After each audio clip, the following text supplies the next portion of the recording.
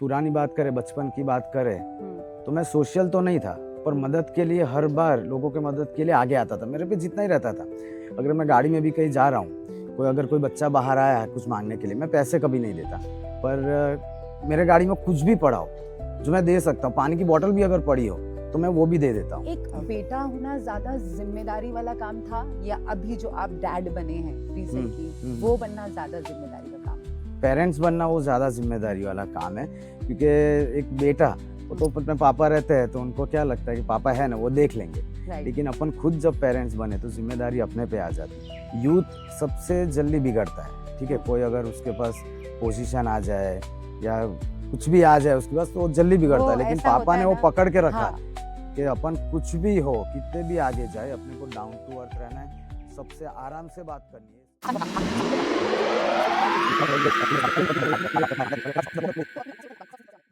आज हमारे बीच में बहुत ही प्राउड मोमेंट है क्योंकि आज हमारे बीच में हैं बहुत ही inspiring leader mister Jignesh Patil sir.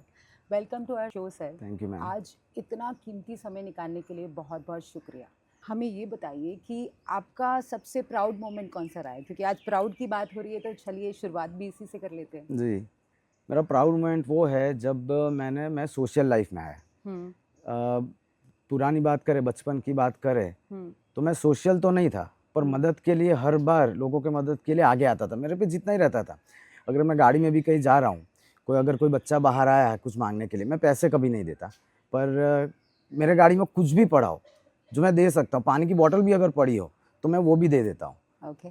सो आप ये मुझे बताइए, बहुत सारे लोग ऐसा सोचते हैं आपके बारे में as a son of mister C R Patil sir, एक बेटा होना ज़्यादा जिम्मेदारी वाला काम था या अभी जो आप डैड बने हैं रिसेंटली वो बनना ज़्यादा जिम्मेदारी का काम है? ये जिम्मेदारी तो मतलब पेरेंट्स बनना वो ज़्यादा जिम्मेदारी वाला काम है, क्योंकि एक बेटा वो तो अपने पापा रहते हैं तो उनको क्या लगता है कि पापा है ना, वो देख लेंगे। राइट। लेकिन अपन खुद जब पेरेंट्स बने तो जिम्मेदारी अपने पे आ जाती है।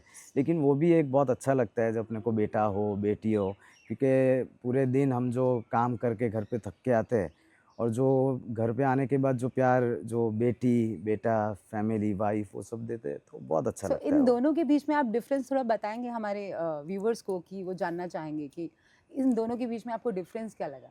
बाहर लोगों को मिलना वो अलग बात है, और मतलब घर पे जाओ जो थकान होती है, बाहर तो काम पूरा दिन काम करते रहते हो, सुबह से शाम तक काम करते हो, पर जो घर पे आके जो बच्चों को मिलके जो शांति लगती है वो अलग ही, वो आउट ऑफ द वर्ल्ड है। और आपके ऊपर सोशल प्रेशर कितना था कि आप सी आर पाटिल सर के बेटे हैं? जी। ये सोशल प्रेशर क्या था आपके ऊपर अ, जब शुरुआत हुई आपकी जी। As an son of C R Patil sir? जी, ये सोशल प्रेशर क्या था आपके ऊपर? मैं जब 2014 में मैं जब यूथ फॉर गुजरात का प्रेसिडेंट बना, जी।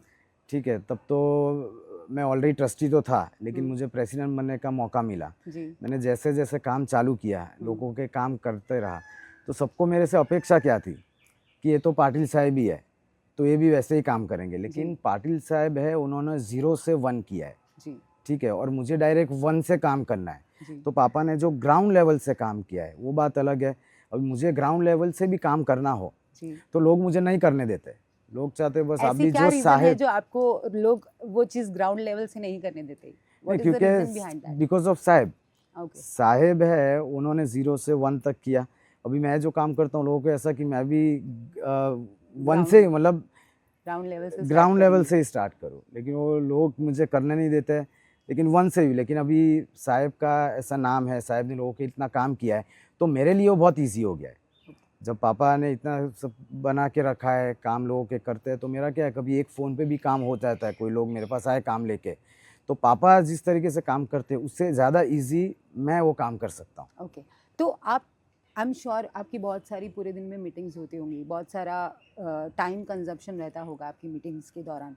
कभी ऐसा होता है आप एज अ फादर एंड सन अकेले बैठते हैं कोई भी चीज़ का फैसला लेने के लिए और आपसे आपने कुछ सीखा हो अपने फादर से उन कंक्लूजन्स पे, तो आपने कभी ऐसे मोड़ पे आए हैं जब नहीं, आई पापा एम के श्योर साथ आप पापा के साथ बैठते होंगे, डेली का बैठना होगा, बट ऐसे कुछ मोड़ आए जहाँ आपको डिसीजन लेना थोड़ा सा मुश्किल रहा होगा। आई एम श्योर हम्म। हम सबकी लाइफ में कोई ना कोई ऐसा मोड़ आता है, तब हम अपने बड़ों से सीखते हैं। तो ऐसा कोई मोड़ आया जब आपके पापा ने बोला कि ये चीज़ ऐसे नहीं बेटा, ऐसे होती है? So I am sure you are a biggest learner in your life, जो हाँ हमने मतलब सबने कभी देखा भी है। गलती करे तो पापा तो होते ही है ना उसको सुधारने के लिए। लेकिन आपने जैसे बोला पापा से हर रोज़ एक बार बैठना होता है। आपको सच बोलूँ तो कितनी बार ऐसा होता है कि 15 दिन 1 महीने तक हम लोग मिलते नहीं हैं। ओके। काफ़ी टाइम उनको पकड़ना मुश्किल हो जाता है क्योंकि पूरा दिन वो सुबह जो 7 बजे से काम करते हैं तो रात तक मतलब 1-2 बजे तक सिर्फ काम पे ही ध्यान रहता है। तो काफ़ी कम टाइम हम लोग को मिल पाता है। लेकिन हाँ, जब भी मुझे डाउट हो तो काफ़ी बार मैं हिचकिचाता भी हूँ कि उनको कॉल करूँ कि नहीं, वो कहीं बिज़ी होंगे। और कभी मैंने गलत डिसीजन ले लिया तो मुझे फिर बोलते हैं तो मुझे फ़ोन क्यों नहीं किया? अरे पापा मुझे लगा आप बिज़ी होंगे इसलिए मैं आपको फ़ोन नहीं करता, डिस्टर्ब नहीं करता। बोलता मैं फ़ोन उठाता हूँ ना सबका, तेरा भी फ़ोन आएगा मैं उठाऊँगा ना, तू मेरे को पूछ लेने का कुछ भी हो। राइट। तो पापा का सपोर्ट तो हर बार ही हर रहता है, बार भले रहता है, मिलना कम होता है पर उनका but support he all is time always there no हमेशा मैटर रहता है। वेयर यू सिर्फ आर। मेरे साथ नहीं, लोगों के साथ भी। सबके साथ। वो एक बार मेरा बाद में सुनेंगे कि लोगों का पहले सुनेंगे, वो उनमें एक बहुत अच्छी आदत है। जी। सो सर ऐसा बहुत बार होता है कि as you are son of C R Patil sir, ऐसा लोग बहुत ज़्यादा अज्यूम करते हैं कि आपको शायद कोई सेक्रीफाइस नहीं करना पड़ा होगा किसी भी तरह से, बट आई एम श्योर हर इंसान की एक अपनी जर्नी होती है। तो अपने तरीके से कोई ना कोई सैक्रिफाइसेस होते हैं, कोई ना कोई लर्निंग्स होती हैं लाइफ में, उसके बाद ही हम उस लेवल तक आ पाते हैं लाइफ में जहां हमें पहुंचना होता है, जो हमारे मोटोज होते हैं। तो आपको ऐसे कौन से सैक्रिफाइसेस करने पड़े अपनी साइड से? मतलब आप उसको सैक्रिफाइसेस का नाम दीजिए या लर्निंग का नाम दीजिए, वट एवर यू से, ऐसी कौन सी चीज़ें हैं जो आपकी लाइफ में घटित हो चुकी हैं और आप अगर बुरा ना माने तो हम अपने व्यूअर्स के साथ शेयर करना चाहते हैं कि उनको भी ये सीखने को मिले कि आप सी आर पाटिल सर के सन हैं, उसके बाद भी आप लर्निंग कभी स्टॉप नहीं कर रहे हैं। नहीं, इसमें आप जो बोल रहे हैं ईज़ी मिलना, अगर कोई आदमी बड़ा हो ना, उसके बेटे को कुछ ईज़ी मिल ही नहीं सकता पहली बात तो। True. तो जो ये यूथ फॉर गुजरात भी हमने जो चालू किया, वैसे हाँ। 2007 में चालू हुआ था, तब मैं सिर्फ ट्रस्टी था। हाँ 2014 में जब मैं प्रमुख बना, हाँ तो वो भी इतना ईज़ी नहीं था वो प्रमुख बनने का। मैंने बहुत काम किया, उसके बाद मुझे वो पद मिला है। उसके बाद जो मैं फ़ुटबॉल में था, वो फ़ुटबॉल में भी मैंने गुजरात की स्टेट टूर्नामेंट की थी, फर्स्ट टाइम ही। तब तो मैं फ़ुटबॉल एसोसिएशन में भी नहीं था। ओके। लेकिन वो टूर्नामेंट करने के बाद मुझे एसोसिएशन ने सामने से इन्विटेशन दिया कि आप अगर इतना अच्छा कर सकते हो तो आप हमारे एसोसिएशन में आओ, तो हम लोग साथ में और मिलकर ज़्यादा और बेटर भी करें। अच्छा कर सकते हैं। Right. बास्केटबॉल में सूरत प्रेसिडेंट हूँ मैं, वाओ। तो उसमें भी मैंने पहले टूर्नामेंट की, उसके बाद मैं प्रेसिडेंट बना। तो मतलब ये सब बातें या तो मैंने पापा को बताई है कि मैं पोजीशन मुझे ये मिली है, या तो पापा को सोशल मीडिया थ्रू पता चला है। पता चले। मतलब ऐसा नहीं है कि पापा ने कहीं बात कर ली इसको ये पद दे दो और मुझे मिल गया हो, ऐसा बिल्कुल नहीं है। ओके। तो इन सब चीज़ों के बीच में ऐसी कोई चीज़ या घटित हुई आपके साथ, या ऐसा कोई इंसान मिला हो कि आपने उनसे, उनकी स्टोरी से इंस्पिरेशन ली? कोई और बंदे से? कोई और, फीमेल मेल दोनों में से कोई भी हो सकता है, जिससे आपने अपने काम के थ्रू, अपनी फैमिली के थ्रू उनसे मिले हो या उनसे इंस्पिरेशन ली हो, ऐसा कोई चीज़ ऐसी सबसे बड़ा घटित हुई है ना? इंस्पिरेशन तो मेरे पापा ही है ना। उनको देख देख के ही सब मैं सीख रहा हूँ। भले वो पॉलिटिक्स में है, मैं पॉलिटिक्स से दूर रहना चाहता हूँ, पर उनसे काफ़ी चीज़ें मैं सीखा हूँ। जैसे डाउन टू अर्थ रहना।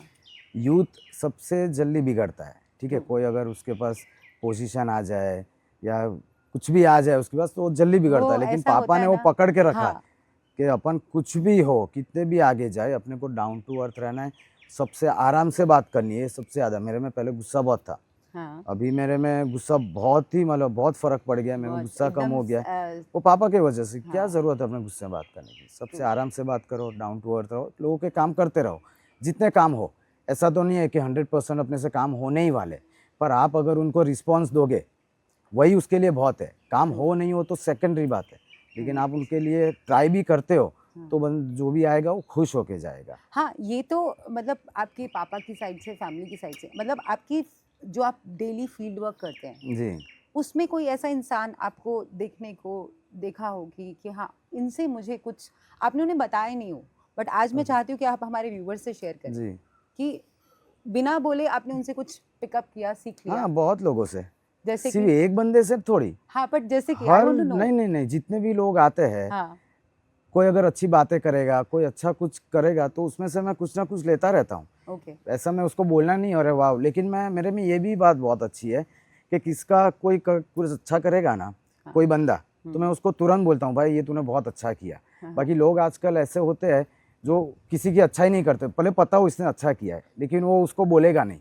मैं तुरंत ही बोलूँगा, यार उससे कपड़े भी अच्छे पहने हो, कुछ भी, तो मैं उसको ड्रेसिंग तुरंत सेंस बोलूँगा, हाँ, कि भाई तूने कपड़े आज बहुत अच्छे अच्छे पहने हैं, पहने हैं। आज तेरा ड्रेसिंग सेंस अच्छा है, अच्छा है। आज तूने ये किया। अगर मेरे बड़े बड़े प्रोग्राम रहता है, किसी को मैंने कुछ काम दिया हो, उसने वो अच्छे से किया, तो मैं उसको तुरंत बोलता हूँ कि इसमें तूने बहुत, हाँ, लेकिन कोई गलत भी किसी ने किया होगा कि बराबर नहीं किया, तो उसको मैं डांटता भी हूँ, बोला ये तूने गलत किया है, नेक्स्ट टाइम ये रिपीट नहीं होना चाहिए। आई एम श्योर आपसे लोगों को बहुत ज़्यादा सुपेरियोरिटी कॉम्प्लेक्स होता है कि मतलब ऐसा होता है ना कि अगर हिंदी में उसको अनुवाद करें तो कि अगर कोई मुझसे ज़्यादा बेहतर है तो बहुत आपकी फील्ड में बहुत जेलसी भी होती है, जो मैंने ऑब्जर्व की है ये चीज़ पॉलिटिक्स में। तो भले आप पॉलिटिक्स में नहीं हो, आपके पापा हैं, बट आपका ऑलमोस्ट आना जाना सेम जगहों पे ही रहता होगा 20, 30, 40%। जी, तो बहुत सारी ऐसी चीज़ें भी होती है। तो would you believe in that? नहीं, बिल्कुल नहीं, मैं उस पर ध्यान ही नहीं देता। So, sir, what is your next plan as a Jignesh Pathak? Next plan मतलब मैं फ्यूचर के बारे में ज़्यादा सोचता नहीं हूँ, मैं प्रेजेंट में ही जीता हूँ, तो बस मैं चाहता हूँ मैं लोगों का काम करता रहूँ। लोग अगर मेरे पास आए तो खुश होके जाए, ना खुश होके नहीं जाए, तो मैं हर बार पूरा आगे काम ही करना चाहता हूँ लोगों के लिए। So, आपके लिए इन सब चीज़ों के बीच में पैसा ज़्यादा इम्पोर्टेंट है या इन्फ्लुएंस ज़्यादा इम्पोर्टेंट? इन्फ्लुएंस ऑलरेडी, पैसा तो कहाँ से इसमें बीच में आया, इन्फ्लुएंस ज़्यादा मैं चाहता नहीं, हूँ कि पैसा तो बीच में आता नहीं है, पर कुछ चीज़ें आ जाती है बीच में बाय जी, डिफ़ॉल्ट। जी, बिकॉज़ जब हम किसी अच्छी फैमिली से बिलॉन्ग करते हैं, हम्म, तो हम लोग पैसा बीच में नहीं लेके आते, बट वो बाय डिफ़ॉल्ट आ ही जाता है। तो मैं उसके क्योंकि ऊपर ध्यान ही नहीं देता। आप एक मैसेज देना चाहेंगे हमारी जो अभी जेन ज़ी जनरेशन है जी, कि उनको किस चीज़ पे फोकस करना चाहिए और कौन सी लर्निंग्स करनी चाहिए जो आपने अपने टाइम पे की? जी, मैं कहना चाहूँगा उनको, वैसे तो जेन ज़ी जनरेशन है वो बहुत स्मार्ट है, लेकिन रीडिंग एक चीज़ बहुत कम हो गई है उन लोगों में। तो मैं चाहूँगा कि आप अगर इतने स्मार्ट हो तो आपको रीडिंग भी करनी करनी चाहिए। चाहिए। स्कूल की बात करें तो स्कूल में तो हम बुक पढ़ते ही है, लेकिन वो एग्ज़ाम के लिए पढ़ते हैं। लेकिन जो आप आउटर बुक पढ़ते हो, जो बाहर की बुक पढ़ते हो, उसको अगर पढ़ोगे तो आपको 100% आगे फ्यूचर में काम आएगा। तो आपको, yes, you must read book.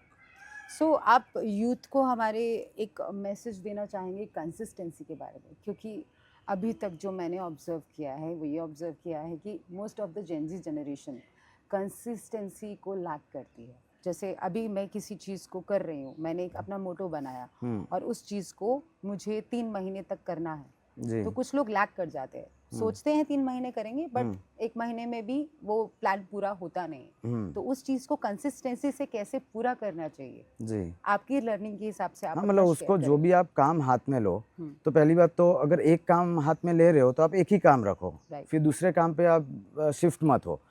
तो भले आपने एक टारगेट बनाया होगा कि ये काम मैंने हाथ में लिया है तो 3 महीने में ये पूरा करूँगा, शायद उसको थोड़ा 6 महीने भी लग सकते हैं। तो आपको 3 महीने बाद नहीं हुआ तो आप उसको छोड़ दोगे, ऐसा नहीं, वो 3 महीने के बाद भी आप उसको कंटिन्यू करो, वो 100% 6 या महीने या 8 महीने लेगा, लेकिन वो काम कंप्लीट होगा ही।